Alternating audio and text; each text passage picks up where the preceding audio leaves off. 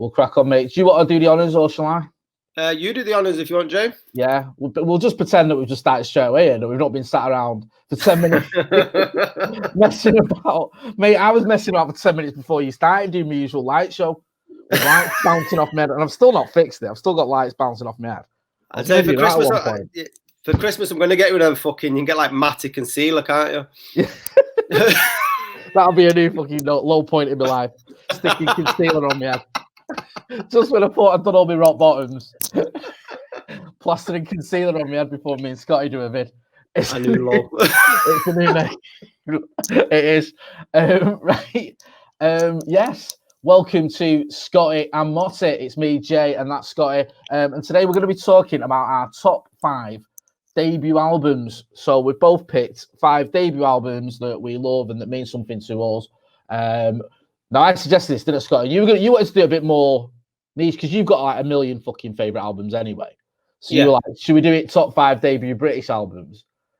And I was like, oh no, mate, because I don't know enough. I'm not as well into music as you. I don't know enough. And then I more or less picked me 5 albums, and at first I think 5 they were all British anyway. Yeah.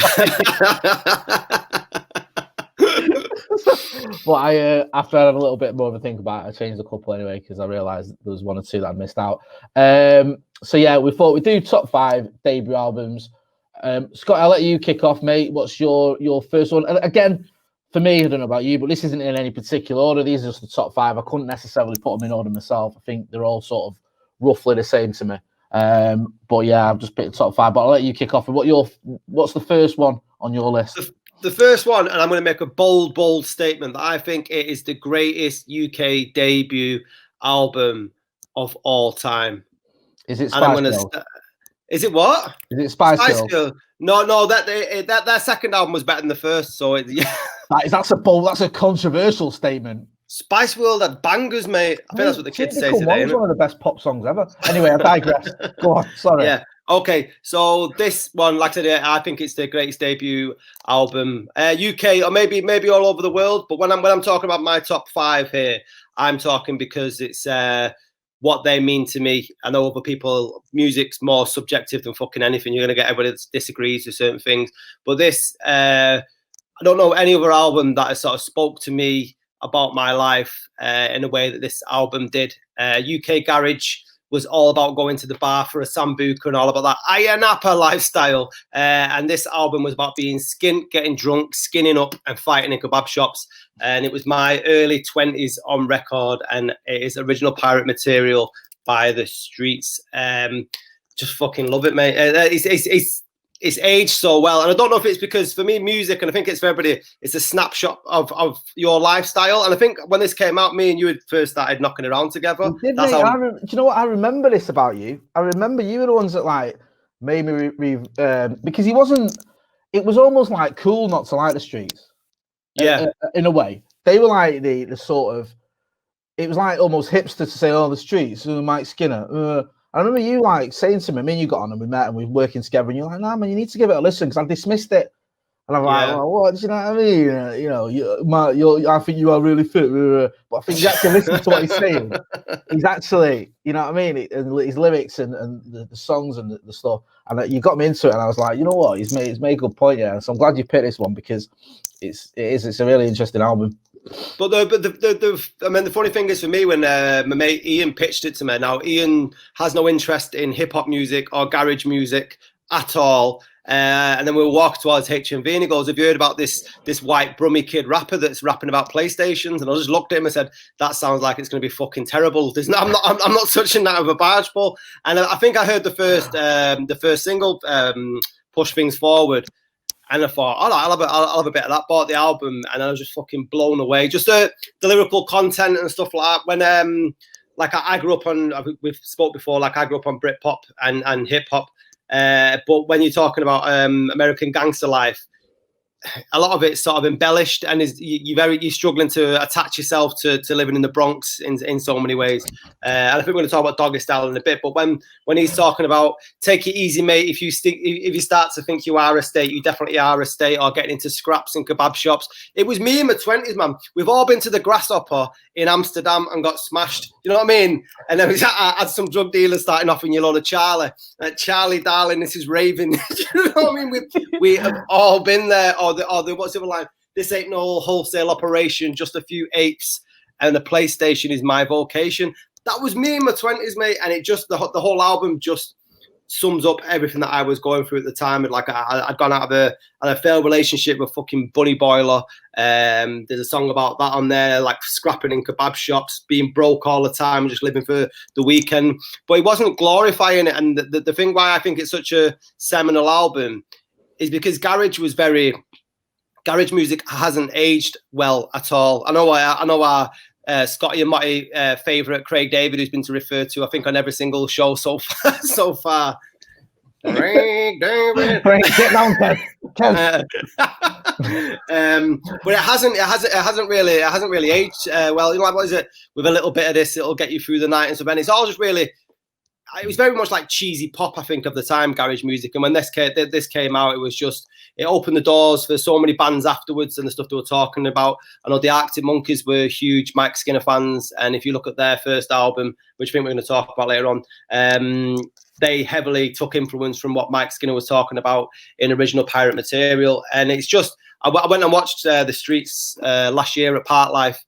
And his showmanship is just absolutely incredible. It's just pretty much like, it was always like what one of the boys sort of thing. It wasn't like somebody preaching to you from a pedestal that I think some of the rock stars get and musicians. It was just very much a commentary of what we were going through at a time, or I was myself.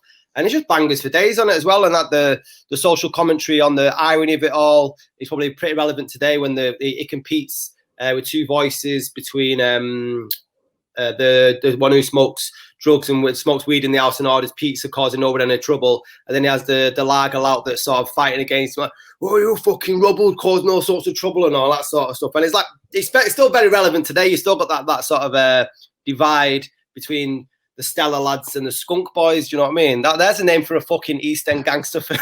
The Stella lads and the Skunk Boys. Hey, I'm always trying to get out of it in. But I know this album. I like, and I think this was when I was going to say I got heavily into drugs. I didn't get heavily into drugs, but this was probably my drug phase properly, right around when the Streets came out. And it always reminds me of this time of when I met Jackie Chan when this album came out. Are you Archie Kelly here? What's his name? Phoenix Nights. Yeah, Jackie Chan. Listen, I met. Do you remember Jabez Clegg? So I met Jackie Chan in Jabez Clegg about the time. This really happened, all right, without crossing any racial lines here. Were you out your head and you met some like Oriental chap? And... how bad would that be if it was like last 3 episodes we was talking about race riots and here we go stereotyping. So basically there was a shitload of LSD going around when this album came out. And we were in Charlton dropping LSD, and then we all said to each other, "What should we do? Oh, I know, we'll go Jabez Clegg." And I remember this song there. Why would you mingling with people? Yeah, I know, yeah. So we went to Jabez Clegg, and we're going in, and then all of a sudden the fucking spotlights are on us. And remember this song? I remember Let's Push Things Forward was playing. And the fucking spotlights are on us, and I'm thinking I'm in Vietnam. I think it was like we were about 10 ever. Like there was loads of us frog marching, like we were rolling 10 man deep. 10 deep, man. And so I got like frog marching across the fucking dance floor in Jabez. And Jabez Clegg's a grim place anyway. So going across it, and I get to the bar, and then whatever I'd been doing up until that point during the week, Jackie Chan was in the back of my mind, and the vision of Jackie Chan was in the bar serving beer at fucking Jabez Clegg, and then nobody else could see him. And then Jackie Chan's fucking like just hilarious as he was on screen. And I was like saying to him, I said, Jackie, what you doing in Jabez Clegg then, mate? And I remember it clear as day. I'm sweating. I mean, if you've taken LSD, then you'll know how strong that shit can be. So it's horrible, I think, LSD. I mean, so he was telling me that he was in he was trying to get funding for the new Rush Hour film, so he had to get some way to work. Makes sense, actually, yeah. Because like, if you're trying to bankroll a Hollywood film, the first thing you do is you go to Manchester and get a job behind the bar at Jabez Clegg. Yeah, that's pretty much what Spielberg does when he's trying to fund his next project. The wages are mint there, apparently. By the hour. So this sort of the whole, when he's talking about being wrecked in Amsterdam and all the drug experiences, it sort of resonated for that time. But while I'm talking about this story, I probably want to end it on this note, is that somebody else that was having LSD with us lost control of his bowels. And we're in a taxi because there were so many of us. We got in 2 black cabs, and we got in the one in front. No, we got in the one behind and said can you just follow the taxi driver in front of us? And then the taxi driver that was behind him overtook the taxi we're following. My mate's head's gone fucking west. He shit himself. And then we've gone back to my mate Paddy's house, and he's gone like, quick, get in the shower. He's gone like, so he's taken upstairs in his mate's house. It's like a scene at a train spot, and he's taking these shitty jeans off, got in the shower, showered all the shit off him. And the next minute, we're all downstairs fucking having a spliff and whatnot, listening to the original Pirate Material. And then you heard the door go. And what he's done is got a shower, because he's wrecked, cleaned all the shit off his legs, put the shitty jeans back on, and then fucked off back on. Tell you what, you can never accuse this channel or us, this podcast, of glamorizing drug use.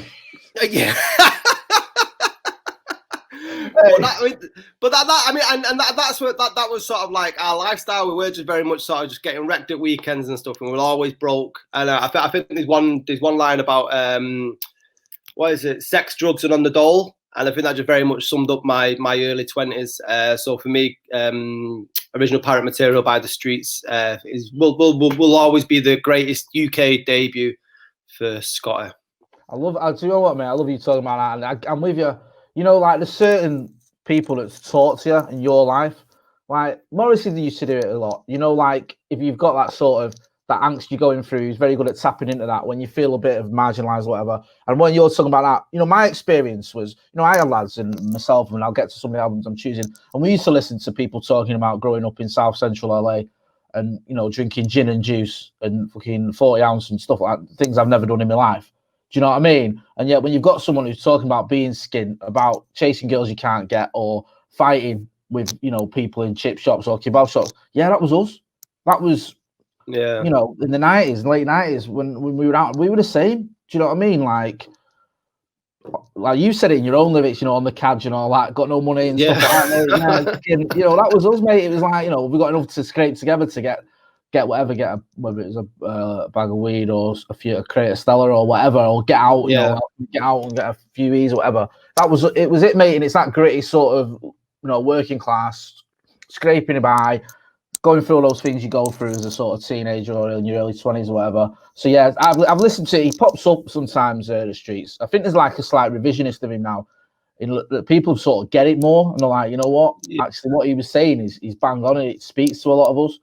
And I think, you know, when many years ago, people like myself were a little bit dismissive, you think, actually, when you listen to some of the other albums around that time, they say fuck all about my life. They say nothing to me. Do you know what I mean? I can't really relate to that. I don't, you know what I mean? I wasn't living a champagne lifestyle. I wasn't fucking, do you know what I mean? Rolling around with a fucking 45 in my belt or whatever. Do you know what I mean? In South Manchester, trying to get 10 quid together to get a draw. Do you know what I mean? That was my life. That was it, yeah. I wasn't fucking selling crack. I don't know what you're talking about. So yeah, that doesn't talk to me, and this does, and it brings back those memories. So I'm glad you picked that one, mate. And I'm glad that Mike Skinner and the Streets are getting a recognition, that, you know, they've kept that recognition. They had it at the time anyway, but while some things, like, you know, you mentioned some garage doesn't stand the test of time, really. Yeah.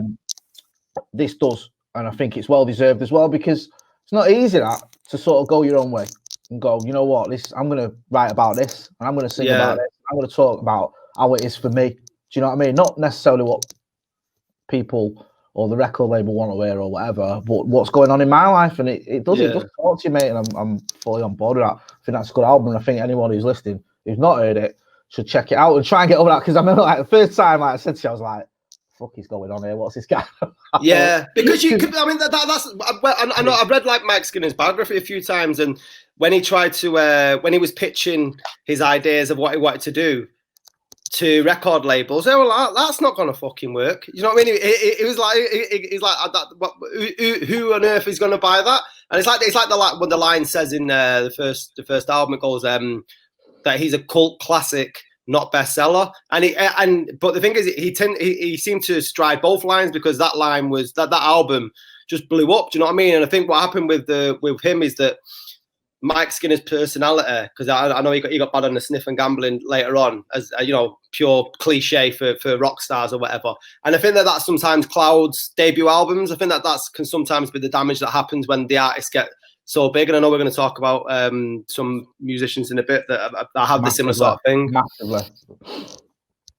But right. Yeah, no, 100%, mate. I'm with you on that. And like I said, it's definitely one to check out, and it's a good choice to get the ball rolling. What I've done with mine is I've tried to do him not in chronological order necessarily of when they came out, of when I started listening to him in my life. And I'm with you in the sense that there's probably, different albums I could have chose, but there's albums at the time that spoke to me and that meant something to me, and I look back on with fondness, and it reminds me of a time.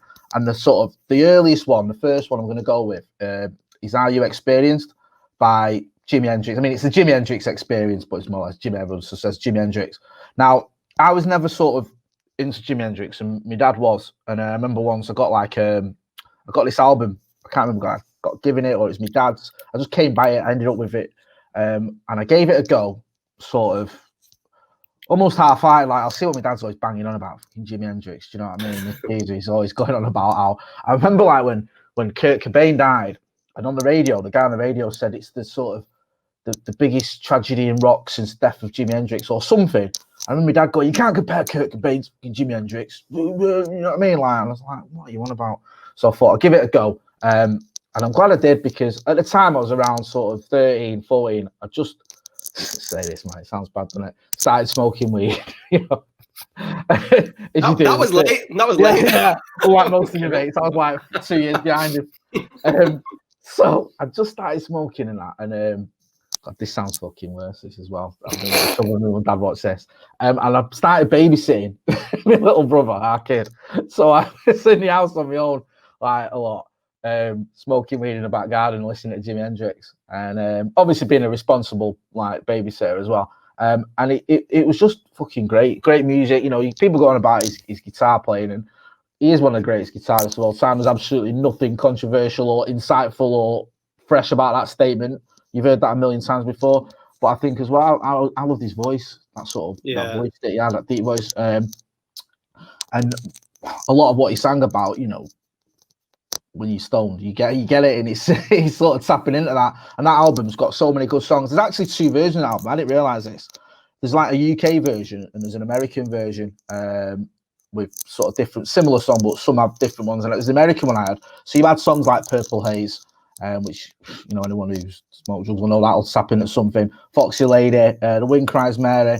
Wind Cries Mary is brilliant. I love that song. Yeah. Great. And Hey Joe, which is one of my favourite Hendrix songs as well. He's on Forrest Gump now. Have you ever watched Forrest Gump? I think he's in it when he goes to Black Panther meeting and kicks off because one of them slaps his missus. But yeah. So I remember getting stoned, listening to it on repeat. One of them albums where you listen to it, get to the end and you start it again. And it was just something different. It was fresh, and I started to read a little bit about Jimi Hendrix and his life, and he was, when I used to think about rock music and guitarists and stuff like that, by and large I always associated it with like people like like sort of Cockneys or brummy white people, like Led Zeppelin, Black Sabbath. Do you know what I mean? And even though there were people like Lenny Kravitz and Slash and people like that who didn't fit that mold, I always did. I just, for some reason, when I was a kid, I just always thought of it like, like the sort of White Snake type, John Bon Jovi or whatever, or Black Sabbath types, where it wasn't like the sort of people I could relate to or whatever. But when I just listened to him, and I just thought, you know what? It doesn't matter where you're from or who you are, you can get this. Do you know what I mean? You'll get it. I remember there's a film, a lot of my music comes from films as well, and it ties in. I've heard a song in a film and it's made me go and listen to the album. And he's in White Men Can't Jump. Wesley Snipes and Woody Harrelson are having an argument because. Oh, he goes, "What do you know about Jimmy?" Yeah, he goes, "You can't hear Jimmy." He goes, I can hear Jimmy." Do you know what I mean? It's like having this argument, and you're like, you're listening to those songs, and I mean, my favourite Jimi Hendrix song isn't on there. I mean, All Along the Watchtower, which is a Bob Dylan song that Jimi Hendrix covered, but it's like the definitive version of it. It's just one of my favourite songs of all time. But this album is, again, you know, you can pick it any time, listen to it, and it's one of those where it's got everything. Do you know what I mean? The lyrics, the song, the singing, his voice. It's just it just moves you, and also obviously that just got the guitar playing. Do you know what I mean? There's a reason we talk about Jimi Hendrix when it comes to guitar playing. He just did things that other people can't, and it's just an amazing album. And it's always sad when you talk about Jimi Hendrix. You know, what was he, 27? 27. Yeah, he was 27 Club on it. Yeah, the 27 Club. Being fucking hell. Do you know what I mean? It's like you think of how many more albums he would have made and how he would have gone on and things like that. But just be grateful that we've got the albums we've got from him and the music that we've got from him. And I think that debut album, I mean, I cannot imagine being around in the 60s and that dropping, going into a record shop for the first time and just fucking, who's this guy? Who's this American? What's he on about? And hearing that must have been pretty amazing. But it was amazing for me as a sort of 13, 14-year-old, just getting into music in a sort of meaningful way.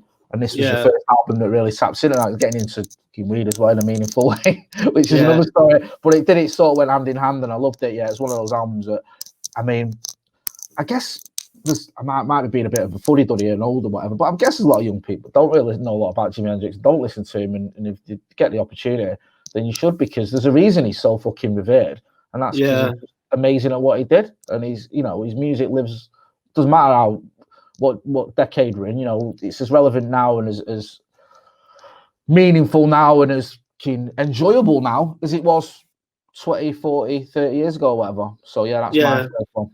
Yeah, great music stands the test of time, and that's what we were saying like earlier, that shitty garage music doesn't last, but Jimi Hendrix, you know, from the 60s.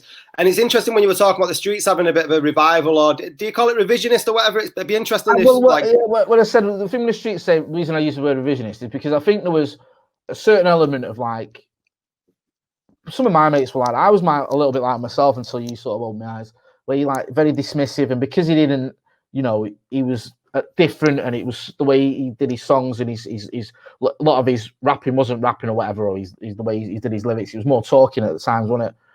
It was dismissed, but when you look back at it now, or when it's sort of theory is actually this guy was doing something different in a world where everything sounded quite similar, was talking to the mass, to people that were a little bit, you know, weren't not the cool kids, if you will, just you know, the average Joes or whatever.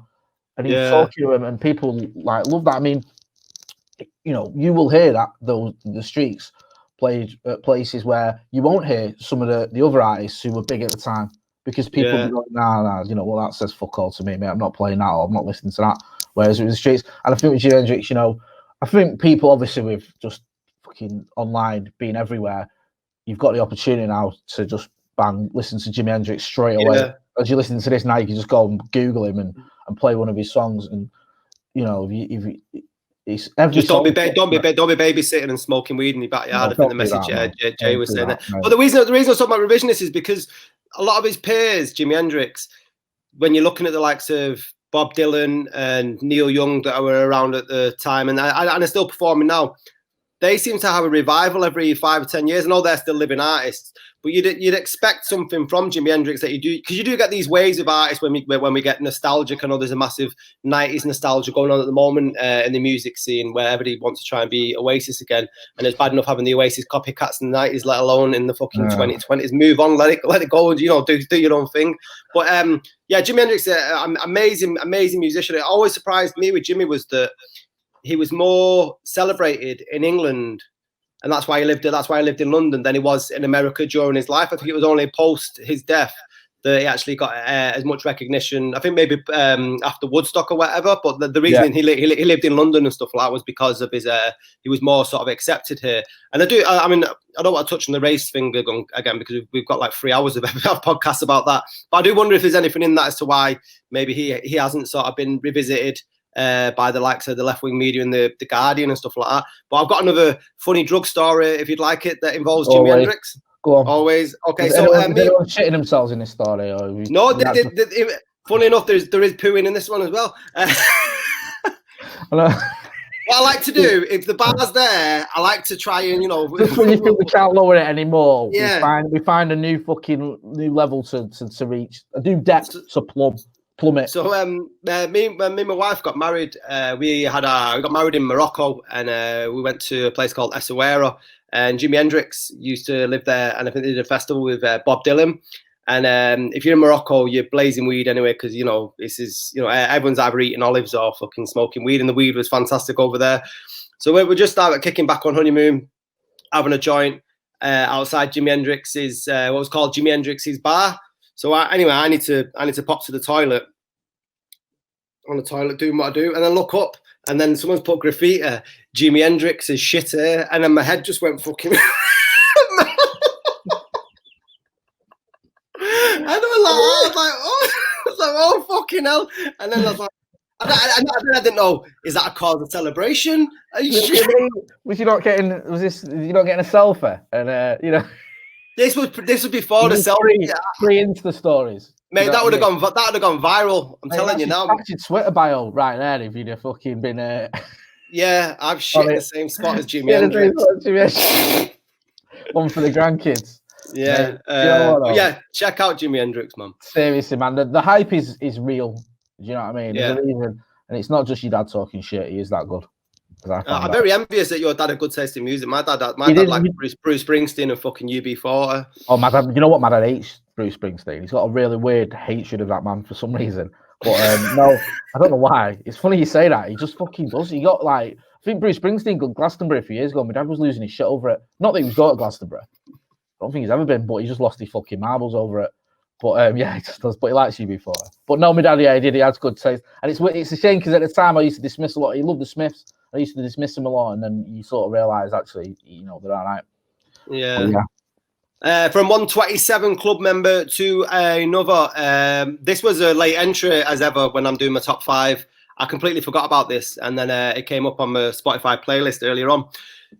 When people get on their high horse about you didn't know them when they were smart, when they were playing shit clubs, or you didn't know them in the early days, and then when they blow up big, and then you sort of dismiss the artists and stuff. Like the purists, and you'll get people who say that about certain acts. And this is me with Amy Winehouse, because when Amy Winehouse released her debut album, Frank, I was telling everyone, in a very similar vein that Mike Skinner, people were telling me about it, and I was having none of it. I was telling everyone that Amy Winehouse was absolutely outstanding in her debut album, Frank. And they're like, and I think it came out around the same time that there was this sort of revival of jazz. I think that's when Jamie Cullum, sort of hit the scene. And yeah. I think it's around the same time. So unfortunately, Amy Winehouse. So I remember actually buying the CD. If you don't know what CD is, Wikipedia that up for our younger viewers. And it was actually in the jazz section, which felt a bit alien for a kid in the early 20s in Manchester in a park. I going like, "What's he?" I thought I was on the lift. Do you know what I mean? Going, empty your pockets, son. Come on. There's loads of money in them jazz imports, but fucking put them in there. And then around the pubs around your local. Do you want to come in? Oh yeah. Fucking Miles Davis, man. Mate, I've got you here. Bit of Charlie Parker, have you, man? Don't you worry about that, yeah? I got you covered. Another failed venture. So I was telling everyone about this debut album, because whilst it has got tinges of jazz, it's not the fucking jazz that's up his own ass like Jamie Cullum, where he was doing covers and stuff. Her debut album is just it's like the Streets and the Mike Skinner in terms of the commentary and stuff, but it was from a female point of view. In many ways, I see these two albums as being two sides of the same coin. It was like she was talking from a young woman's perspective. Like this track's on there called "Fuck Me Pumps," and it's about her dissing gold diggers. And I mean, how can you dismiss it as a jazz album when you've got a title called "Fuck Me Pumps"? Do you know? It's mad, yeah. And she's just like she's really scathing about fellow women who are just going out chasing footballers. They want the people who are a certain profile. There's songs on there about dating older blokes, and during the time we were running with a load of girls who were always chasing older men because that was the security and stuff. Her voice, this was before she started smoking the fucking 40 a day and found the crack pipe, and this is like her a purist. But the album is just seamless throughout, and it's such a tragedy with the Amy Winehouse story. For me, I think she's the last great singer that we've had from here. I know people probably say Adele or whatever, but I just think there was something pure and honest that always came across in Amy Winehouse's work. And then obviously she went on this sort of 5-year hiatus where she fell out with a management and didn't release anything. And I thought, all right, so this is that'll be like a cult classic that I'll drop back to. And then she dropped Rehab, and then Liam Gallagher was singing about it. And then every fucker's on Amy Winehouse, and I'm sat back going like, dickhead, I was telling you about that, and then I just turned into that annoying wanker who said, "Oh yeah, but you weren't there at Manchester Academy, and there were 6 people and a fucking dog." I was there. And I remember I actually met her outside the academy at that gig, and tried to bum a cigarette off her because I didn't recognise who it was. Just told me to fuck off. Yeah. But she, I mean, we had a chat. Tell you what, you've lived the life. You shit where Jimi Hendrix is shit, and you've had Amy Winehouse telling you to fuck off. And I met Jackie Chan. And you met Jackie Chan in Javesque Lake. Yeah, it's all happened to you, mate. Seriously. Honestly, when somebody does a Wikipedia page for me, Jay, I'm fucking... mate. Hey, I tell you what, the editors will have some fucking fun with that. They'll be like, "What? There's lots of this bullshit." Like, no, it's true. Mate, the thing with Amy Winehouse, I sort of heard of her before Back to Black drops. One of our entertainment reporter at Key, where I used to work, she'd interviewed her over the phone, and she said, like, you know, Frank was an amazing album, and Amy Winehouse was a bit off her head. When she interviewed her, she was eating chicken. I remember her telling me that she was eating this chicken as she was talking. Amy Winehouse. She said, I think, and then obviously she just became fodder for the tabloids. And you said it was a sad story, and I went to the cinema. Me and my missus went to to watch the Amy Winehouse documentary, Amy, and it is sad. It is sad, you know. There's this young woman who's amazingly talented, one of the greatest talents this country's ever produced. Who's just fucking hammered by the press. She's got all the usual rats outside her house constantly. She's going out with a fella who, you know, he's got his own issues, which enables hers as well. They don't exactly help each other when it comes to drugs and stuff. And it's just sad to see her demise and the stuff she was going through and how the papers just fed into it. And one of the sort of, I don't want to make this just about her death because it wasn't, you know, her music lives on, obviously. But, you know, like the stuff where I remember I was in the newsroom when she died. It was a Sunday. And it dropped, you know, it came down the wires like Amy Winehouse is, you know, newsflash, Amy Winehouse is dead. And I was like, fuck off. Not unconfirmed reports, I think it was. And I was like, fuck off, surely not. And then obviously, next thing I know, it was on Sky and everyone had it. And I remember seeing, this always stays with me, the footage of the gurney with her body on getting taken from her house to the ambulance or whatever. And I just think, you know, fuck off. It's even like after she died, it was still like that frenzy, that, do you know what I mean? That invasion of privilege. And it's sad because there is that element of tragedy to her. But Back to Black's what album everyone goes on about, and rightly so, because it's amazing. But you're right, I've listened to Frank, and it is, and it's different. And like you say, like Mike Skinner, is someone who's just not conforming and not doing what you'd expect, doing the music they love and doing it better than anyone else could. You know what I mean? Like, no one else is going to hold a candle to her when it comes to that sort of music. Not now anyway, not contemporary musicians. I think that album, as you said, stands the test of time. It's just an amazing album, an amazing piece of work, and she is as well. And I don't think you can praise her enough. I don't. Yeah. I think, you know, sometimes people get a little bit sort of over enthusiastic when they praise. Yeah, you get rose tinted glasses, don't you, when you look back on someone? And it's like, oh, everything they did turned to gold, and they were amazing, and they were wonderful, and they were. When listen, Amy Winehouse in her personal life obviously had her issues, but musically, she was as close to genius as you can get, really. I don't know if she's, you know, whether you say she's a genius, but she's certainly, you know, not far off it in terms of just breaking those different sort of boundaries in terms of the music she was doing, throwing it back to the old school, to jazz and stuff like that. Yeah. Singing songs that mean something. Do you know what I mean? You know, everyone can listen to an Amy Winehouse song and get something from it. And that's pretty fucking amazing, that, because, you know, she's a Jewish girl from Camden. And, you know, me and you are lads from Manchester, and it spoke to us just as much as anything. Yeah, that's pretty amazing. And I hope people do, like you say, revisit her earlier work and don't just think it's about that one album, because it wasn't just Back to Black that she was about. Like you say, Frank. You can it sort of tells the story when you sort of see the journey of her life, really. You know, especially when you watch the Amy documentary, and you can sort of see the the transition from the girl that was sort of venturing out, and she was going against her norms or the norms in society, and that's always been a massive attraction to me with musicians.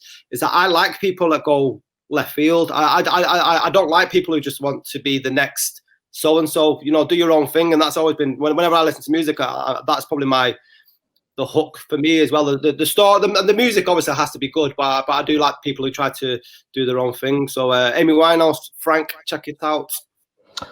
Fantastic. The next one I'm going to pick, just because it's sort of like, I think this in the sort of order of what I was listening to when I listened to him.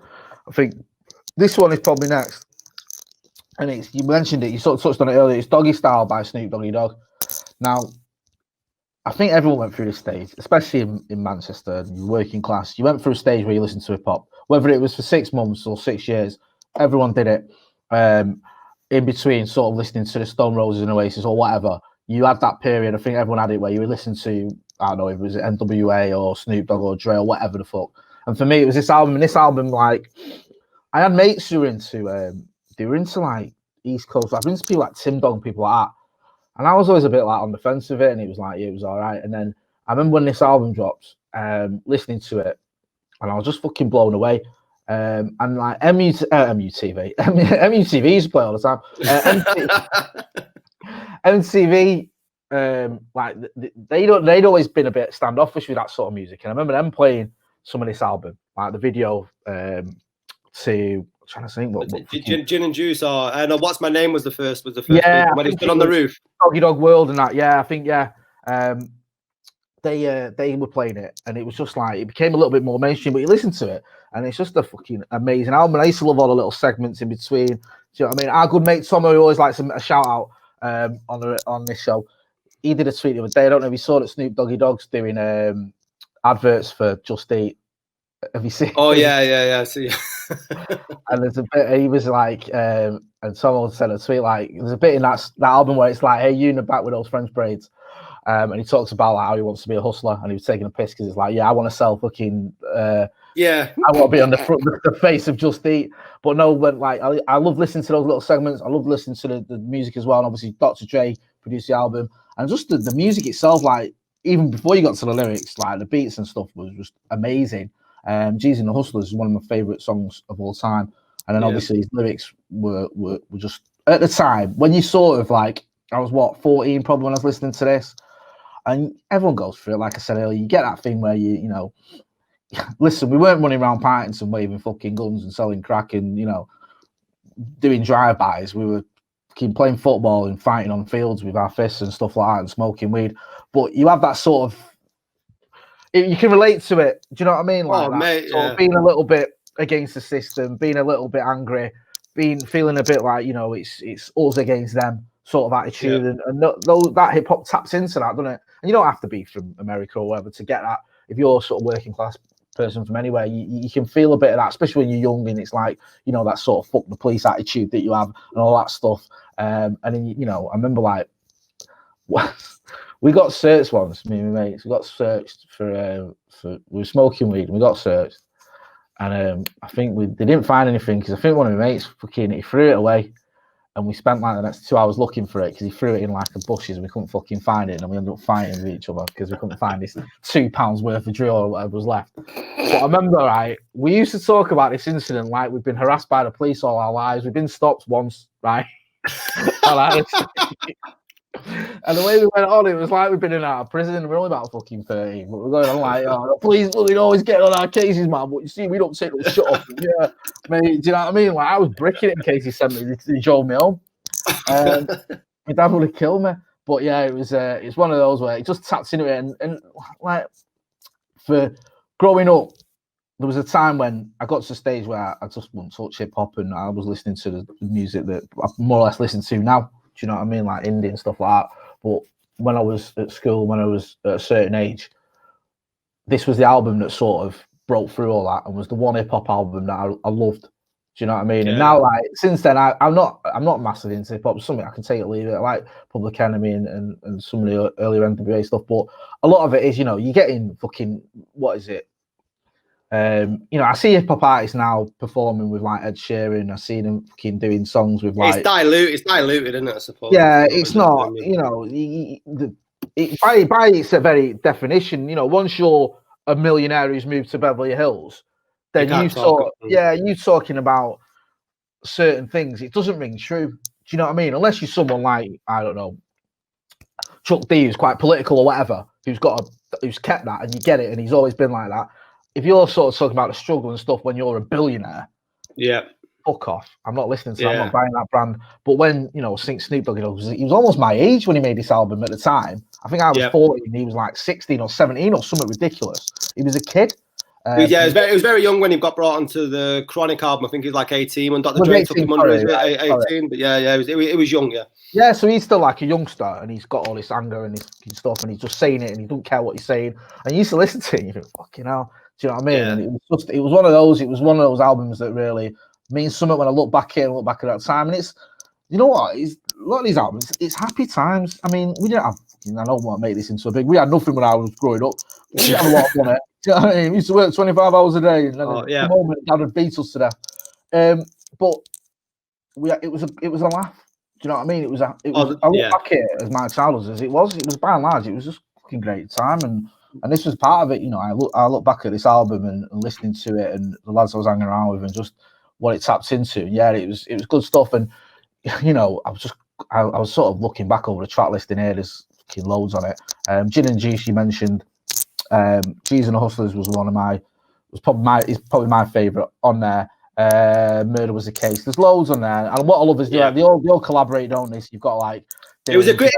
I know it was and all those guys, Nate Dogg and Warren G popping up on it. Who obviously they went on to have that massive hit with Regulate. So there was all like these collaborations going on because they're all sort of mates and they all hung around together, didn't they? So yeah, if you're not, you know, even if you're like me, someone who can almost take it or leave it with hip hop, this is one of those albums that I think, you know, does stand the test of time and does break across that sort of commercial shit and that real gritty stuff. It's sort of closer to the gritty stuff without being completely meaningless to anyone. Yeah, it wasn't depressive. I don't think. I think sometimes you can get lost in trying to be too clever with the social commentary about how hard it is or whatever. And nobody wants to listen to fucking that. Even on a Smiths album, I struggle listening to how fucking dour Manchester can be at times. But the Doggystyle, I like when you sent your top 5. I think we both put Doggystyle in there because Doggystyle for me. Yeah, Doggystyle for me was exactly the same as you. The amount of tapes that were passed around school of having dubbed versions of Doggystyle, it was just fucking incredible. And I think this is before we could even buy it over here, because back when album was released, it used to be very similar to the films where America would have it first and they'd have to wait a while, but somebody's cousin who went away to America, whatever, come back with a taped version. So that was flying around my school in Gorton, like fucking, it was like gold dust. Have you heard that Snoop Doggy Dogg track? Yeah, and we'd go around and start dubbing each other's tapes and stuff. But it's for me, it's the greatest. I know it's Snoop Dogg's album by name, but it's a group. You know, you like I said, you got Dr. Dre producing, but it's just a load of young lads who've sort of been given a load of weed, drink, and just basically put into a studio and just said, have the time of your life. And they just don't give. They literally don't care about this album would never get made today. I highly doubt it because of the misogyny that's on it and stuff. There's no way that in the sort of political climate that we're in, where, you know, gender equality and stuff. And I'm not saying that that's a bad thing or anything, but there's no way that this album would get completely pulled apart in the press today. But I got a quick anecdote about this one. Is when you didn't meet him, did you? You didn't try and I went to watch the Doggystyle reunion. They did it at Manchester International Festival a few years ago at the Apollo. I got 2 stories actually. One at the back. We went to that and that was fantastic. But I asked my auntie for the CD for my birthday. I think it was like my 12th, my 13th birthday, and my mum and dad like completely oblivious. Like I said, my mum's banging on Simply Red and my dad's fucking living with Rod Stewart and Bruce Springsteen. I ain't got a fucking clue what this is. So then, like you were talking about this. Do you remember the skits on it? Like that, the skits, like like all sort of segments on it. Maybe. Yeah, the segments in between it, and then like the skits. Then like there's one where it's the intro to Ain't No Homies. Ain't no fun if the homies can't have none. And it's the DJ. It's the DJ intro, and I'll never forget this. It was let me see if you can remember it. Was it?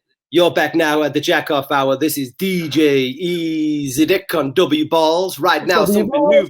Yeah, that does it. Something new by Snoop Doggy Dogg. And this one goes out to all the ladies from all the guys. A big bow wow, because we're going to make a little mystery tonight. This is DJ Easy Dick on the station that slaps you across your fat ass with a fat dick. And then my mum walked in and went, "What the fucking hell is what is that?" And then Nate Dogg comes in, going, "When I met you last night, baby." Oh yeah. Before you opened up your gap. I was like, "Fuck me." So then I'm here like it's cowering. My mum's whacking me with a fucking slipper, and I was told to go and take it back, and I had to get like Now 46 with Peter Andre and shit on. Take that. Brilliant album. Say that, eh? Right. Simply Red have got a new album out. Get Mick Hucknall's latest. Yeah, W Balls, man. I almost forgot. Like, you're right. I mean, imagine trying to sell that to a record executive now. Not a fucking especially the way they were recording, like you say, just getting absolutely stoned and locking themselves in the studio for about a month. Yeah. Going with the flow. There's no way that happened. And the story of Death Row Records is just fucking mental anyway. That's the story. That's something that, we could do a whole fucking podcast on that. But no, at the time, this was an album. It just, like I say, it spoke to me. Some of the songs on there, they're just fucking unreal. And yeah, you listen to it now, you're like, what is that about? But yeah, in that context, and yeah, it's just it's just one of those sort of seminal albums, I think, where it got a lot of people into hip hop. It obviously, Snoop Doggy Dogg's been around for years ever since. Dre as well was already there anyway. He heavily involved in that whole West Coast G-Funk, as they called it, with the likes of Nate Dogg, likes of Warren G, crossing over into the mainstream. It felt like a bit of almost like a turning point. That and the Chronic felt like it was shifting from like the NWA days where it was a little bit more, slightly more underground, although NWA had a lot of like success, to becoming, almost mainstream. It was mainstream, I think it went multi-platinum. So you're not just getting people... Yeah. It's one of the highest selling debut albums of all time. Not just young, disaffected, working class or black kids buying that. That's suburban America buying it, and worldwide, obviously people like yourself in Gorton, getting bootleg tapes of it. And it is one of those albums. And when I look back again on the childhood, it's a big part of it, and I loved it. And it's one of those you can revisit and still listen to some of them songs and laugh your head off at some of the lyrics as well. Oh, mate, yeah. It's just not safe for kids or no, my kids listening to that, mate. I'll tell you what, they'd regret it. Yeah. I was talking actually to Dips about the Chronic and said, can you imagine, can you believe our parents let us listen to this song? I don't think mum and dad knew what I was listening to at the time. I don't think they understood it anyway. If they had, they probably understood a bit there, like you say, W Balls, but I think they just left me to it. But no, that's a great album. What's one of my faves? Obviously, that's why I chose it. What's next on your agenda? Okay, next. I know we're pressing for time.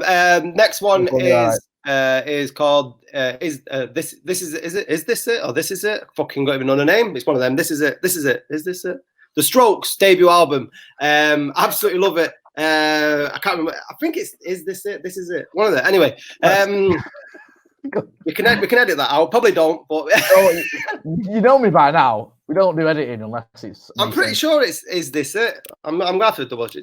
Anyway, it's a strong debut. Yeah, you're right. Is this it? Yeah. So this band had this weird thing where they were huge before they actually released an album for the lads from America, and I know they were posh public school boys, but they took a sound from the 70s. And just completely ran with it. Now, like I said, I grew up listening to a lot of hip hop music or Manchester-based guitar music. So I was completely oblivious to the likes of the Velvet Underground that they ripped off, and Lou Reed and Television. A lot of them, the Stooges, a lot of that music. So I was non-aware of it. But there was nothing else like the Strokes in the current mainstream. Like I said, at this time, garage music was probably just losing its edge, and we're coming towards the time around. I think Arctic Monkeys came out just after the Strokes, so there was no real. We had like a bit of a lull for guitar bands post Britpop. I think Britpop became this bloated, coke-fueled behemoth that it just killed itself, and it, you know, I think the scale of it, I think the ego got bigger than the guitars. Do you know what I mean? And I think it just ruined a lot of what the great albums that came out of that stage. So we were at like a gulf really for guitar music. And then the Strokes came, and I remember being at Leeds and Reading, and it was weird because they hadn't released any music, but everyone had heard of this band just through radio play and stuff. Like I think they might have had one or two singles, but everyone did like. There was whispers that they were going to be the next big things, you know what I mean? So when we were at Leeds and Reading Festival, everyone was just charging to this stage, and they just came out, and they just look like the coolest fuckers on earth, and just came out, and it was so effortless. Like Julian Casablancas is the front man, and just had the swagger without it being an effort. It was just they just embodied cool. And I always think a good testament for a band is that once you've seen them and you want to have a haircut like a member of the band, because my hair goes mad curly, and then I was gonna say some of us don't have that option, but go on. Yeah. Oh, sort of shiny head. Unless it's hot chocolate, I'm not imitating anymore. And then the album came out, and the album's got like a real sort of risque cover. It's a woman who's got like a dominatrix glove. I don't know if you can get a copy up there for yourself. Yeah, and it's just got a hand on the curve of like this ass. And I know in America they had to have two versions because they wouldn't put it in certain stores. And they've got a song called New York City Cops. This is quite relevant today, and it's tagging off the New York City cop system. And actually, to pull it, and they couldn't put it on the album in America, so they could only release that on the English version. I think that's true. But the album, it's probably, like I said, the streets that will always hold a point in terms of I've got a nostalgic attachment to original Pirate material, but Is This It by the Strokes, I can put that on now and I can listen to it all the way through because it still stands the test of time. Like garage music, I mean, I know the production on original Pirate material is not fantastic, but because I've got that nostalgic sort of attachment to it, I can sort of get past that. The guitars, the songs, the lyrics, the swagger about it, the bangers in like Last Night was such a tune, New York City Cops, the track called Soma on there. And it just encapsulates this image of a load of lads in a band in a garage, just banging out these tunes really fast. I think every track's about 3 minutes long, brilliant live, and it's such a great, amazing piece of work. And their like trajectory, I think Snoop Dogg's pretty similar to this in that respect, is that they peaked on the debut. Do you know what I mean? And yeah. Snoop Dogg, I think, became a parody of himself. You know what you're talking about, him selling, what is it, tacos now. And Snoop Dogg's more famous. Snoop Dogg's more famous for being Snoop Dogg now than he is for the music he's made. But this album is just every time I put it on, I'll be playing it for days. And you know when you revisit something, and then when I play it after a while, I can just listen to it again and again. Cause it's only 40 minutes long, and it's this, and then you're in, and it's just this greasy sort of New York vibe. It's just cool. It's cool as fuck, and I think that's probably the best review that I can give it. Just cool as fuck. Unlike every other album we spoke about, every album you mentioned, this is the one I don't really know a lot about. I was never into the Strokes, I'm not gonna lie to you.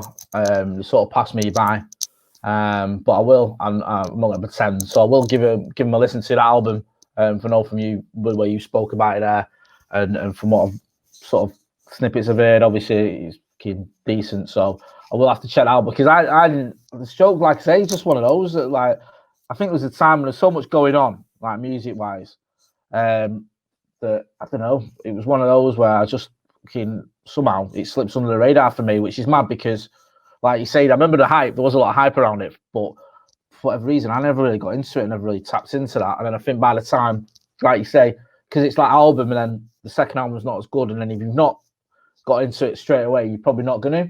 Yeah, it's harder to talk about. Yeah. Yeah, because it wasn't like this continued. It was boom, and then it was like all the follow-ups and all that. Do you know what I mean? But yeah, I need to give that a listen because I know a few people that sort of I respect, like yourself, who said, "Oh yeah, you never heard the Strokes? Fucking hell, mate, the debut album's mint." So I'll definitely check that one out. Is This It? That's it called, yeah. Well, it's just put type them words in several different ways. Just put Strokes debut album, you'll be all right. You'll fucking find it. You know what I mean? There's no dramas there, is there? It's not like you've got to go and get a bootleg tape like we have to back in the day. Oh yeah, get on Spotify. Yeah, we'll be fine.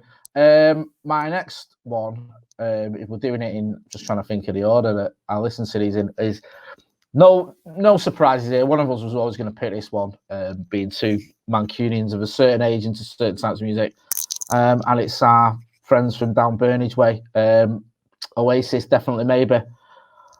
I mean, I feel like now Oasis are almost like the opposite of the Streets in a way that you might look back at the Streets with Revisionist and think, oh, actually, they were saying something. Now I think a lot of people sort of turned off Oasis.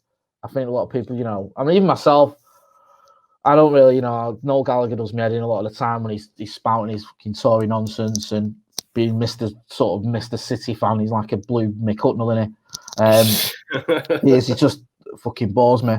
There's all that, the feud that goes on between them two is just a parody of themselves, Again, some of it might be mildly amusing, but I think it's a bit sad. I mean, you two 50-year-old men going at it on Twitter or whatever, like on the back of the arena attacking, they're at each other's throats and shit like that. Yeah. And it's just like, fuck off, get a grip. You're a pair of fucking millionaires who live in Belsize Park. Just fucking meet up in the park if you've got something to say to each other. It's getting silly. But this album was one of those albums. It changed my life, man. It was one of those albums where I remember I like I said, I'd sort of flitted between different types of music. And funnily enough, when this came out, Definitely Maybe, and Park Life by Blur came out, I listened to Park Life first. And I remember I was about 13 and I used to sell United Week Stand, and all United Week Stand lads were going on about Definitely Maybe. They're going on about this album, fucking Oasis. Oh, they were a little bit older than me. I was like 13, 14, they were like 16, 17, 18 or whatever. Which when you're that age is like fucking massive difference. Yeah. And then like the adults who were going out getting pissed and you're still on the street fucking smoking weed or whatever. And it was like, who going on about it. And I listened to Park Life because I think my dad bought Park Life. And I listened to it. I thought it was amazing. I thought it was a fucking great album. And I got this into my head like, oh, everyone's going on about Oasis. Fuck them. I like Blur. Do you know what I mean? Almost like this fucking City fans because I'm rebellion. So I'm such a top fucking red. I was like, listening to a bunch of fucking blue knobheads going on with themselves. Fuck off. And then we got mate. This is just like the druggy podcast, isn't it? Me and you. I remember me and my mates got a bag of whiz, right? And we were in. I know, mate. Fucking hell. It's horrible, isn't it? I mean, I don't do drugs anymore now, but I fucking certainly wouldn't do whiz if I did. That'd be like last on the list. That and LSD. What? Imagine that. What broke you sobriety? Whiz. Yeah, whiz. I did some whiz and that was it. I'm not such street. Yeah. Hey, imagine that. Tell me that story. I'm just so disappointed, man. Yeah, at the drug rehab centre. What? Are you for fucking real? You threw it all away for whiz? No one's doing that. I think even when I was in my drug heyday, I wouldn't have took whiz. Like if someone offered it me. But whiz is fucking daft in it. Daft. I remember do you know what? I shouldn't even say this, but I remember taking it at school. I remember taking it before PE. Load of us used to take it then. Honestly, mate, fucking running around PE like fucking lunatics. And then we had signs or something afterwards. We'd all be yapping each other's ears off. And then by the end of that, you'd be on a come down and like going under in history. Like, do you know what I mean? Crying over fucking the Battle of Hastings. But yeah, no, we got a bag of whiz. We sat in my mate's garage throughout the night. We stayed at his house and we all stayed in his garage. Had a load of mattresses and that. And he put this on. My mate's like, no, you got it wrong. You got to listen to this, man. So I was like, fuck Oasis. Like, no, listen. And I remember, like, obviously being a bit out of me. I was only about 13, 14. But when Live Forever, I remember that song came on. And I was just like, I never heard anything like it. And I was just like, this is the greatest song I've ever fucking heard in my life. What is going on? And from that moment on, I was hooked. And you touched on this on Twitter, I think, about the Oasis B-sides. Oasis, for about 2.5 years, could do no wrong. And I mean, like, the singles they brought out, the B-sides, I've never known at a time when B-sides were just remixes of the first side or covers. Yeah. Oasis was bringing out B-sides that had songs like The Master Plan and Acquiesce and Round Our Way and shit like that on. And it was like, these were songs that were good enough to be singles in their own right. And bands didn't do that anymore. Do you know what I mean? I remember you used to be able to buy them like in like cigarette cases. That's what they were shaped like. Yeah. CDs. and it was they just didn't. And then What's the Story? Morning Glory came out, which some people prefer. I don't. I think Definitely Maybe is actually a better album, but again, it was just a fucking amazing album. I went to see him in Nebworth. I went to see him at Main Road. They were fantastic. I went to see him at Nebworth. Like, you know, you ever see Supersonic? That's like the end of Supersonic. That gig at Nebworth. I was there. I was only 16, and they just couldn't do any wrong until Be Here Now came out, and it was just a bit.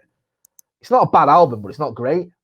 Oh. And then from then on, it just fucking, for me, it's I didn't care anymore. I stopped caring about Oasis. Do you know what I mean? It was like they weren't the band that they were to me when I was a kid. But that Definitely Maybe, you know, Live Forever. And my favorite ever Oasis song. It's not very original, but it's Slide Away. I just think Slide Away is fucking brilliant. I just love that song so much. But that album, it had so many good songs in it. And again, you know, the trouble with Britpop is Britpop. To get my words out. A lot of those bands that were sort of thrown into the Britpop mix, for me, weren't all that. Yes, you had some good bands like Garbage and Blur and Oasis and others, but you had some that were like Elastic or whatever, who had one or two decent songs, but it weren't great. And a lot of it was like, really? But Oasis had like an album where every song said something. And then they had B-sides where every song and singles where, and there was one or two songs I didn't like Roll With It. And whatever isn't my cup of tea, but by and large, almost every song was amazing, and it said something to me. And you know, and these were lads I could relate to as well. Do you know what I mean? All right, the City fans, whatever, but they're from Manchester, the working class, and the sort of they're talking about things that I know about and I can relate to. And that album, it was a sort of album that made, you know, it made you want to pick up a guitar. I remember trying to learn a guitar for a little while, and loads of lads were. Do you know what I mean? It made you think about starting a band. Well, they can fucking do it. Why can't we? Do you know what I mean? And it's like it was one of those, and it made me start listening to. I'll get to this later, but it made me start listening to some of their influences as well. You know, when I heard Noel Gallagher doing an interview talk about the Beatles, I started listening to the Beatles. Now that sounds crazy.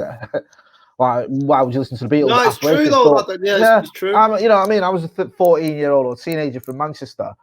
I wasn't going to be listening to the fucking Beatles. You know what I mean? That was the Beatles were before me fucking dad's time, to be honest with you.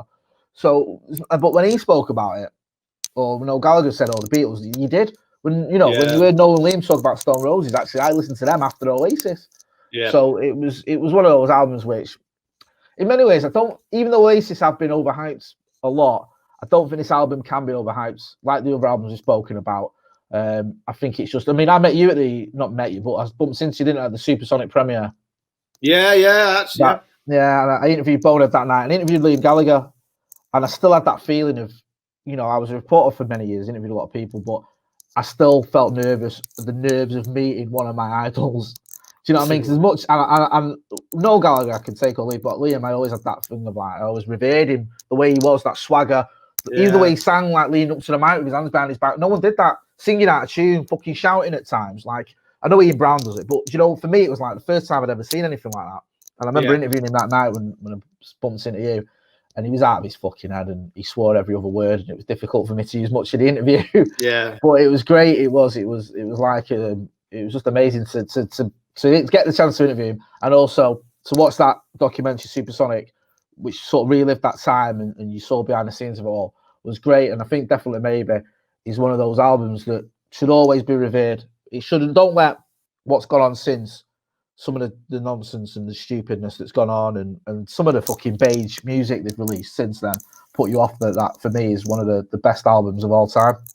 Yeah, I mean, I had intentions of trying to come on here to be to counter I sort of predicted you were going to say how good it was, and I wanted to come in and try and offer an alternative opinion, just to try and do that. And I really struggle because it does stand the test of time, that album. And I know that if you want to be critical about anything, that you can look at there are like obvious influences in the music, and Noel Gallagher, by his own admission, has been a magpie in terms of stealing chords and stuff like that. But that doesn't matter. There is no musician that hasn't taken something from someone else.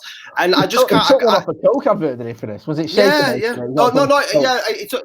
For Coke. And then like on the second album, there's Gary Glitter ones, which are a bit questionable. Post non-skate. But Definitely Maybe's. I grew up in Leamington, and I know Tony McCarroll was a drummer on it, and so when he was, so when all that was going off, and then everybody in the community knew Tony Mac was the drummer, like in Oasis. So we're all, he literally is or was one of our own. Do you know what I mean? And then to see what was what he went on to do during his time in Oasis, and it was very much, go on, lad. One of our own is going on to do stuff, and we weren't. You can get behind people because you support them through friendship or relationships or whatever. But the music was so fucking good, so good. Like I said, everybody hate. I don't know anybody who likes the term Britpop. I really don't. Like it was a crass term that was built up by the British press because they needed something to use this independent music because these used what we used to call independent music scene, and they needed a catch-all term for guitar bands, and it's fucking wank. But the album Slide Away for me as well is the same. That's one of the most beautiful, heartfelt. It's Liam's best vocal, I think. Slide Away. Yeah. As like one of the romantic songs. And Noel, when I think Noel Gallagher when he's writing songs, when he's talking about like love and stuff, I think is fantastic. And then also when he's talking about nostalgia, and I know and stuff like on the B-sides, Do You Want to Be a Spaceman? He always talks about being young. I think that's very much his forte. You can pick apart some of the rhyming schemes about car and far and stuff like that, but there's no point doing any of that because it's just a complete work of art. And I was thinking then when you were talking about BA Now, if you look at them 3 albums, it's like the Godfather trilogy. Like BA Now would be a decent album on its own if it was. That's what I mean. If it was. Yeah, it's like Godfather 3 is a good film in its own right if you take it out of the context of the 3 Godfathers, which is BA Now would be if you took that if it was on its own without the other 2 albums. I can't listen to What's the Story Morning Glory anymore because it's just, if Wonderwall comes on a Champagne Supernova, it just got absolutely fucking hammered. Everyone was in Ben Sherman's wearing fucking kicker loafers. Every single jukebox had it on. Do you know what I mean? So we had to. I just can't listen to that anymore. But definitely, there was a time when Wonderwall was like. I remember being in like my mate's front room when he was having an house party, all levered on cider, singing Wonderwall at the top of our lungs, about 20 of us. And it was amazing. And now I'm like you, it doesn't evoke those memories. It's like, I'm so fucking sick of hearing it almost. It's just been hammered. But that album and the way it came about and like, just like you say, I mean, you've literally got one of your own on it, but it felt like, you know, these lads from Manchester, working class lads who weren't art school types. They weren't, you know, posh cockneys who, you know, had sort of been in higher education. They were fucking working class dolites. Yeah. Like, a few of them who got together. I know Noel worked for these Spiral Carpets, but the others were like kicking around on the dole and made this music that was fucking unbelievably good. Yeah. It was like, this isn't just a good album. This is one of the best albums I've ever fucking heard. Yeah, and it's in my accent. It's that belief, and it's like when you're talking about when you were growing up in Partington and I was growing up in South Manchester, and we weren't Oliver Twist or anything growing up. Don't get it wrong, but we didn't have our aspirations weren't great. But to sort of see that, it's like when we see people like Marcus Rashford play for Man United. I imagine that's very similar for young kids today. Is when they see someone from their own estate going on and actually scoring goals. In a Stretford end, it's exactly the same sort of thing that Oasis was for us. Sure, next one. Okay, so my next one will be the Slim Shady LP by Eminem. We spoke earlier on. I don't want to spend too much time on this one because we mentioned a lot about hip hop and our influences and stuff. But just a few words on why I really love this debut album. It's because gangster rap got completely bloated when you had I think this was just post after Tupac and Biggie had died, and gangster rap and. There's fucking people around Manchester throwing up bleeding West Side signs. And they're like, come on, you bunch of dicks. With bandanas around their heads and stuff. And it's just, it was time for it. And it's time for a change. And Eminem, for me, is by far the most, and I'm not going to say best rapper, but in terms of, because I was like, I write lyrics and music and stuff. But in terms of the craft, there is nobody like him. He's very much like Shakespeare with a pen. If anyone studies rhyme schemes and stuff, if you just look at a track like Lose Yourself, and nearly every single word, I know that's not on this album, but I'm just going to talk about it anyway. And nearly every word on Lose Yourself rhymes with another word. That's the sort of level of commitment that he puts into his craft. And then when I heard stuff like "Just Don't Give a Fuck," and then he actually meant it when he was just going through a tirade of taking the piss out of everybody and not caring. And this is very much like Mike Skinner earlier on was just talking about, like, doing something completely different. We're at a moment now where Dr. Dre has had failed attempts at music post leaving Death Row. He had his Aftermath compilation album, which is a fucking horrible failure. That's the terrible album. He tried the Firm with is it Nas, Foxy Brown, Dre? I think AZ might have been on that. But that bombed as well. So he's very much at the if his next move goes tits up, then Dr. Dre's career, you know what I mean? You don't get that many bites at a cherry. We're talking about Snoop Dogg falling off a cliff after Doggystyle. Dre was still trying to find his next protege, and he found it with Eminem, and then both their careers sort of just absolutely blew up. Watch the series, the Defiant Ones. I think. I would recommend. I love Jimmy Iovine. For me, just for his business now and stuff. I always follow one of his guidance is like people in life need to be like racehorses. You know, like racehorses wear blinkers. Yeah. And that's because they can only see the goal. So the moment when you're running through life and you're giving a shit what anybody else is doing, that's when you fall over. Just go for the goal. And that's very much what Dr. Dre and Eminem did. And for me, that album, it's comical, it's comedy, and it needed, and hip hop at that moment in time needed that sort of that laugh, that joke. And there are dark tracks on it where he's talking about how he's been broke and stuff. And then there's stuff about him killing his wife. I mean, I don't know how many people have felt that way, but he takes it to the nth degree. But if you want to look at the context, his wife didn't seem like the nicest person. But I mean, I'm not condoning killing your wife on record or any other way. But Eminem, the Slim Shady LP, I asked you to check that out. Yeah, I mean, just like my name is, hi kids, do you like violence? When I see me stick 9-inch nails through each one of my eyelids, it's iconic, and it is. Yeah. And here's this guy, this white guy from Detroit, who just fucking bursts onto the scene and drops this album that, you've not really heard anything like it before, in a way, even though you've heard lots of hip-hop albums. Like you say, he's taking the piss out of himself, he's taking the piss out of society, he's having a laugh, and he's doing it with sort of Dr. Dre inspired beats as well. Yeah. It's another one of those albums that's like seminal. You can sort of, it's like it was almost like a shift. I don't know whether this was the big shift from hip-hop going completely more mainstream, where everyone was like on hip hop in a way that they hadn't been before. I'm not really sure about that, but I know that he was just fucking everywhere, Eminem, when this came out.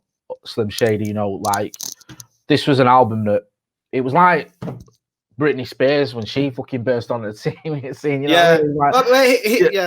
just everywhere. It was just literally everywhere. MTV, I keep saying that MTV again, which haven't always been favorite of hip hop, but this was on the radio. It's on Radio 1. It's on commercial. It's on the mainstream stations. It's it's everywhere. It was everywhere, and everyone was listening to it. He was the first person to be. He was the first. When you talk about the Britney Spears comparison, I know. And this is a massive bugbear for Eminem.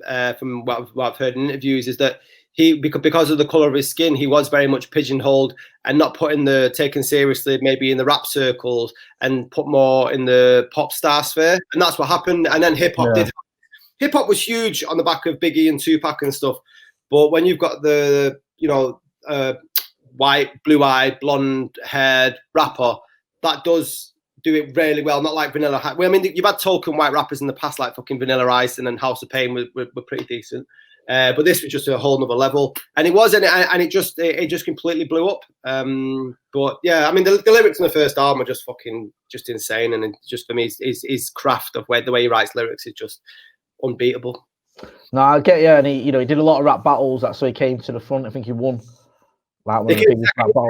He came second in the Rap Olympics, but that's what I mean. Right. When you watch the 8 Mile film, that's very, like I said, that is very close to home in terms of biography of what he'd done and stuff. And he did grow up in a massively black populated city in which is Detroit. He was trailer trash, and that man had to fight tooth and nail to sort it, regardless of the color of his skin, and that he still had what you would say the natural narrative of a hip hop artist, where you are struggling through your society to get through to. Do you know what I mean? And in some ways, he probably would have had to fight harder because he won't have been taken seriously on the underground, on the lower levels. But if you are watching, think anybody else is better than Eminem as a rapper in terms of writing, argue with me on the comments, because Jay's got to tell me about his next one. Yeah, one thing I will say as well quickly, there's a lot of thing going on now where we look back at certain things, artists, comedy shows, whatever, and we put them in a context now, and you look back at them and you almost dismiss them, and it can be easy to do some of that with hip-hop because of the language that's used about women, because of some of the homophobic language that's in there, which, you know, I'm not condoning everything, but you need to remember, like, look at of its time, the albums we've spoken about and, you know, the artists we've spoken about were fucking groundbreaking. I mean, now you look back and you might think some of it is a bit like sort of slapstick almost, but at the time it was like, oh, that'd be cancelled. That Eminem would be cancelled now. Like I said, the way that Snoop Doggy Dogg wouldn't have got past. Oh mate, it would have been cancelled. I mean, I'd like to talk about that on another podcast actually. Hip hop lyrics and stuff. But you crack on, Jay. The whole can of worms. It'll take us fucking eight hours to go through. Well, probably more. But no, great album. And like you say, a seminal artist. The next one on my list, probably the most. If you thought Definitely Maybe was sort of the most predictable choice for a Mancunian of a certain age, then the next one is even more predictable, if that's possible, and that's the Stone Roses debut album called The Stone Roses, obviously. I mean, everyone of a certain age has listened to this album probably countless times. You know the people behind it. The Stone Roses, obviously, they got back together and did some concerts. I don't know, did you go to Heaton Park? Yes, I went to Heaton Park. Heaton Park, and I went to the Etihad one as well. Yeah, so you know, but when I did the thing of I listened to Oasis, then after that I listened to Stone Roses because I knew they were influences of Oasis. Even though I'd heard some of these songs, I hadn't really fully got into them until I was in my sort of mid-teens, because this album came out when I was like 9, and then I listened to it when I was like 15, 16, or whatever, 14. And it's for me, right? If you had a list of, say, the 100 greatest songs of all time, I'd say 3 of them, if not 4, are on this album. And I mean that. I think I Want to Be Adored, She Bangs a Drum, I Am the Resurrection, and maybe throw Waterfall in there as some of the best songs ever. And it's all on this album. And it's a shame because, you know, it's almost like you had that thing about The Godfather and Oasis's follow-ups, and, you know, Stone Roses took 6 years, I think, or 5 years to do their second album. And when it came out, it was a bit like the Matrix sequel, in the sense that, all right, it had something to offer, but it wasn't anywhere near the original. It wasn't anywhere where you were going, oh my God, this is amazing. And it certainly weren't worth a fucking 5-year wait after probably one of the greatest debut albums, if not the greatest debut album of all time. But the Stone Roses completely and utterly imploded in every way you can. They fell out the record company, they fell out with each other.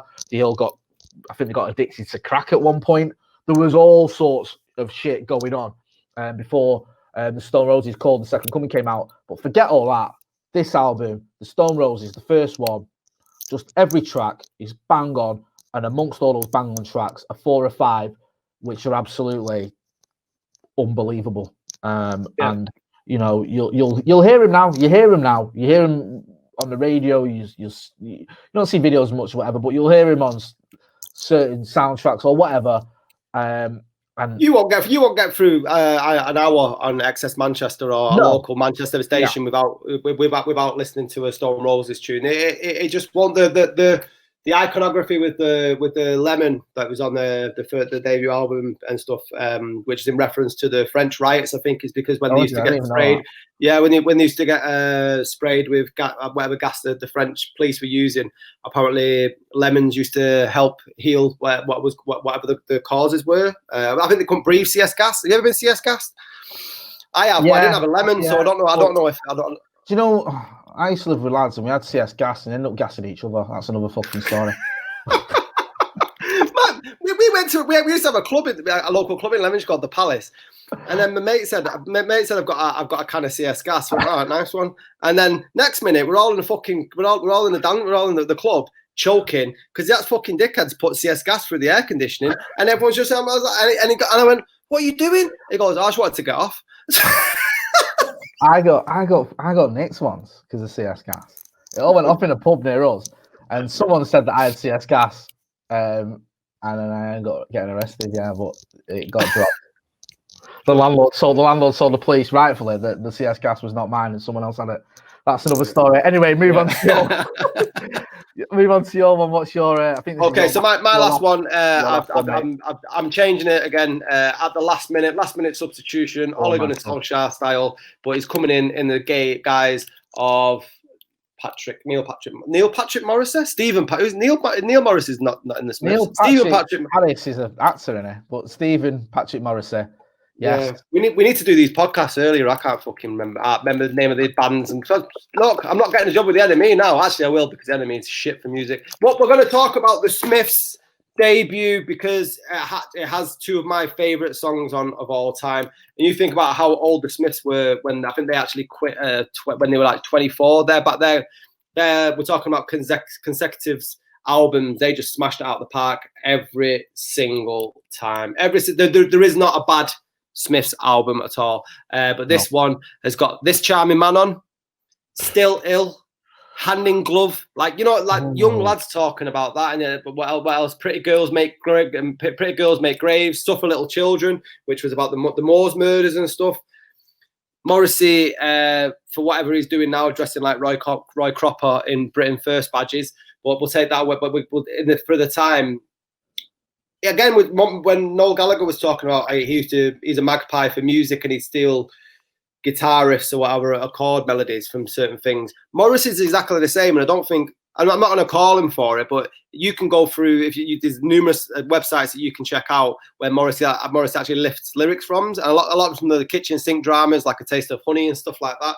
But again, it sort of shows his brain that he's actually he's cultured in like British film and books and Oscar Wilde, and in the same way when you were talking about Oasis would open the door for you for bands that were influenced to them, Morrissey and the Smiths and Johnny Marr as well, because I don't think Johnny Marr gets the credit for being as well read as Morrissey. I'm a big book person and sort of opened my eyes into a lot of literature. And I don't. Sometimes Manchester bands, when we're looking at Oasis and we're looking at Stone Roses, I don't think they get the literary credit, I don't think. And you know we were talking about Noel Gallagher's words, but Morrissey is a lyricist. I just don't think there's I don't think there's an equal, especially during the 80s. I don't think people will want to put Joy Division's first album in here, but I just don't think Ian Curtis matches Stephen Morrissey. It's weird. There's several things. I mean, one, the trouble with Morrissey now is he's pretty reviled by a lot of people because of his right-wing views. And it is difficult sometimes. Even I struggle with it because it's like when I listen to him, it reminds me of the shite he comes out with now. But I still listen to it because it's just amazing, and it is. And you can put that to one side. If you compartmentalize it and just think, you know what, the guy I'm listening to then making these records isn't the guy that's wandering around a stage in a tight-fitting t-shirt, banging on about how Nigel Farage is his hero. Lyrically, I mean, I'm loath to keep using this word because I've used it once already, but his lyrics are genius to me. They are, because there's something different there, and it's not just he's tapping into something, like he's speaking to you, and if you feel like that angst, that alienation, that depression, he's getting into that. Also, there's a randomness there.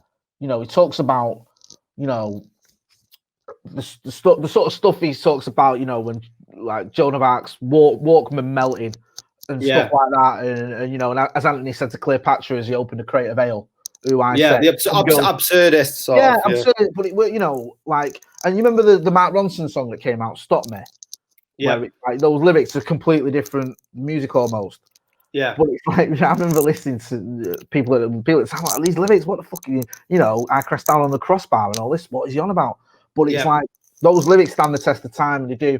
And I think that album and the Smiths in general do. And you're right. I think it's the perfect combo for that time. Thatcher's Britain, lads from Manchester, two creative, absolute sort of juggernauts who, for an all too brief period, were able to get it together and work together and produce just amazing songs.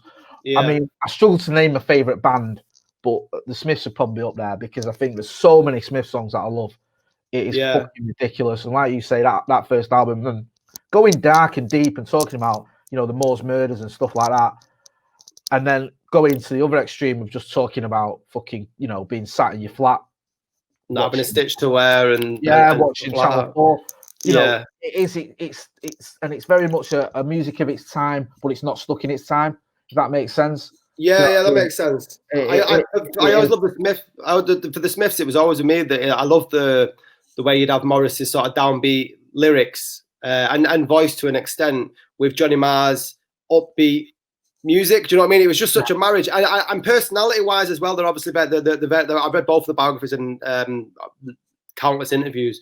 They're very different sort of people in their outlook in life. Do you know what I mean? But I think that's a fantastic example of opposites won't attract. For me, we talked about the Beatles before. I'm going to put my head on the guillotine, and I'm going to say that the Smiths, for the catalogue that they had for a short span, better albums than the Beatles. Better albums than the Beatles. I think so. Yeah. You mean? I'm just saying, if someone gives me how many albums did the Smiths release? 5. So if you give me the 5 best Beatles albums against the 5 best Smiths albums, I think that the Smiths albums are better. Right, the Smiths are better than the Beatles. That's our headline, and that's our title. That'll get the cat amongst the pigeons. Listen, I mean, I do like the Beatles, as I said earlier, and I think that, you know, obviously there's a reason that they're so respected and legendary and all the rest of it. But the Smiths, proper, just there's something in every one of those albums, something different, and there's something that talks to you, and there's something that taps into that feeling that you get. And like you said it's absurdist as well. And it's that absurdist mixed with the sort of the reality and the depression that you can feel sometimes of being a young lad, or feeling the sort of pressures of life and not knowing what's going on. But it's done, as you said, with those sort of almost music that at times can be a bit jaunty. It can be a little bit like you say, uplifting, and it's like it's the perfect storm. It is, and I think there's a reason they only managed to do a few years together, because they were that different and there was that much going on. I don't think they could have done anything longer if they fell out after it for like 20 years, didn't they? That's how bad. They're not talking. I still don't think they there's legal issues going on, even with the drummer and the bassist were getting involved in that. Like, was it Rourke and Joyce? So it's not just Marr and Morrissey. And then obviously Morrissey's lost the fucking plot completely over the last 10 years or so. But I'm with you. I love the Smiths. If I had someone put a gun to my head and said, name your favourite band, it'd probably be them. Do you know what I mean? I mean, I do change my mind at times and I do struggle, but I think overall, I think the Smiths and the debut album, and if you've not listened to the Smiths and they passed you by, or you are put off by Morrissey, just remember that, you know, the Smiths, the music you're listening to by the Smiths that they were making then isn't the fucking knobhead you're seeing prancing around on stage. Yeah, definitely. Hitler Youth signs or whatever. Finally, wrap up. This album, I was toying with this one because I'm a bit like the thing with Morrissey, where you've gone off him now. There's only this first album that I really liked by these, and I've never really been a massive fan of him, and I've never really been a massive fan of the lead singer. I think he's a bit of an ass. But when this album came out, the Arctic Monkeys debut album, it blew me away, and it was at a time when I was living down in London. I think I just started college. I moved away from Manchester. I was trying. You know, I've been through the stages in my life before Scotty, try to sort of clean my house up and focus, get my life in order and get off drugs and stuff. And this album came out and I listened to it, and it was one of those, I started listening to it, I listened to it all the way through, and as soon as I finished, I started it again. I just thought it was amazing, and it was just like a real punch in the face. It was like, what the fuck is going on here? You know what I mean? Where's this come from? I did not see this coming from anywhere. Do you know what I mean? I sort of felt like I was falling out of love with music a little bit. Do you know what I mean? I wasn't feeling as I don't know what the right word is. I wasn't as into music as I'd been in the past. When this album reinvigorated it all, and it was like, fucking hell, this is great. Because I was more or less listening to old albums that I listened to before rather than anything new. You know what I mean? Rather than falling out of love music. I've more or less fallen out of music that was coming out at the time. But this was up there with the likes of the albums we've spoke about for just sort of blowing you away. And you know, the sort of the ones that everyone knows, I Bet You Look Good on the Dance Floor, When the Sun Goes Down, A Certain Romance. But you know, Mardy Bum and songs like that, it was just different. It was quirky. Yes, it was very sort of, you'd heard it before, that sort of style, but there was something different about it. It felt like it's almost timeless. You could have put this album in any time. It was fantastic. Some of the songs were just amazing. I loved it, and you know, when you look at, I think it's I'm trying to think of it. I think it's when the sun goes down. They made a short film, didn't they? Yeah, Stephen Graham did it. Yeah, and it was just like it was this sort of like an event. This album coming out now, it just felt like it had a little bit of momentum and something different was happening. And then, like I say, post that, I've never really carried that much of a candle for the Arctic Monkeys. Some of the stuff since then has been all right, but you know, you wouldn't get me go to an Arctic Monkeys gig or rushing to download the new album, whatever. Yeah, this one definitely. At a time when, like I say, I was in a bit of a transitional period. This was a real sort of uplifting moment, an uplifting album. Got me back into music, gave me a real sense of positivity, and I think that's what music should do. It should sort of mean something to you and give you that sort of, when things maybe, whether they're going badly or well, you can turn to music. And this was one for me that, you know, things were just starting to get better for me, and this taps into that as well. I was like, fucking hell, you know, it's all happening.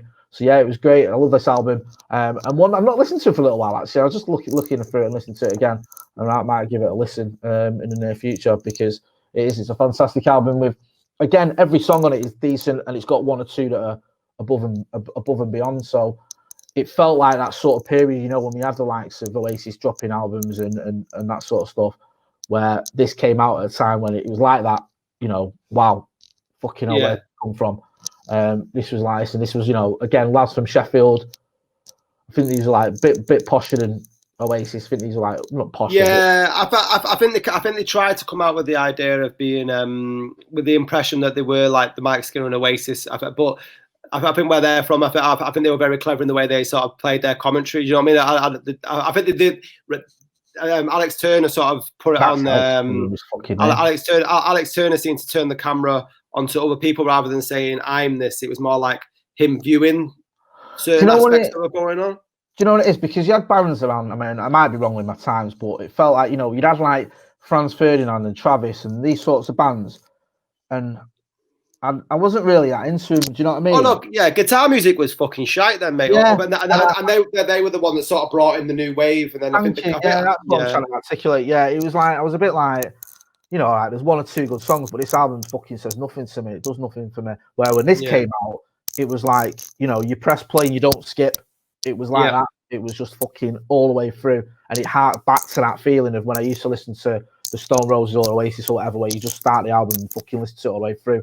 And it was great. And you know, it's a shame that, I mean, I've changed anyway, but it's a shame that I don't think they quite lived up to that expectation. I think they disappeared up their own asses a bit, especially Alex Turner, for being honest. Yeah, I think that was ever. I think what happened is I think they sort of exposed themselves for not being the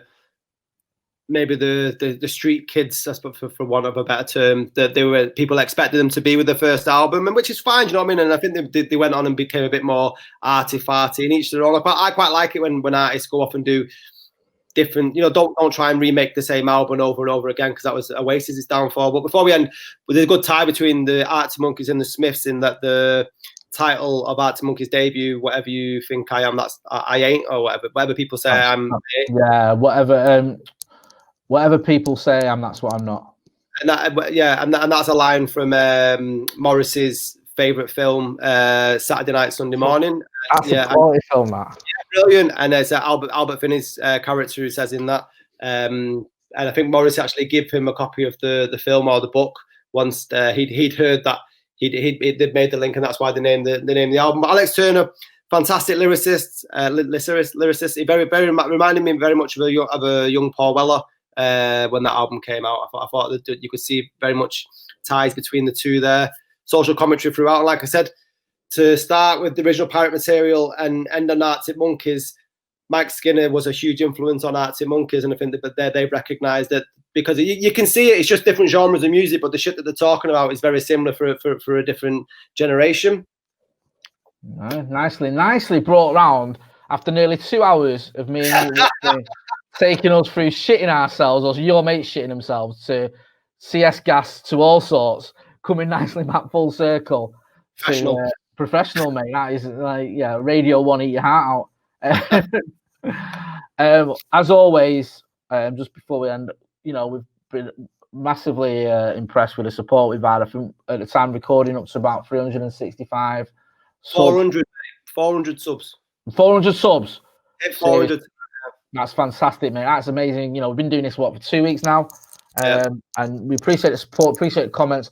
People get involved. You know, we do try and interact. So if you do leave a comment, we appreciate it. Give us a share and a subscribe as well. We've got some more stuff going on. We're going to be bringing in other people to the fold because although you only want to hear from me and Scotty, we thought it'd be generous and mix it up a little bit. Mix it up a little bit so someone else can come in and just take the show what professionalism is and have, you know, not go on fucking down a rabbit hole that takes you on down, talking about fucking 1990s Levin June for 20 minutes or fighting to the 90s for half an hour.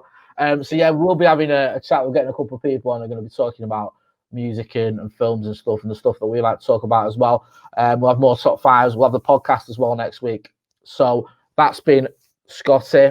I've been Motty. This has been our top 5 debut albums. Thanks for watching and don't forget to share, like and subscribe. Nice one. Let me just end that.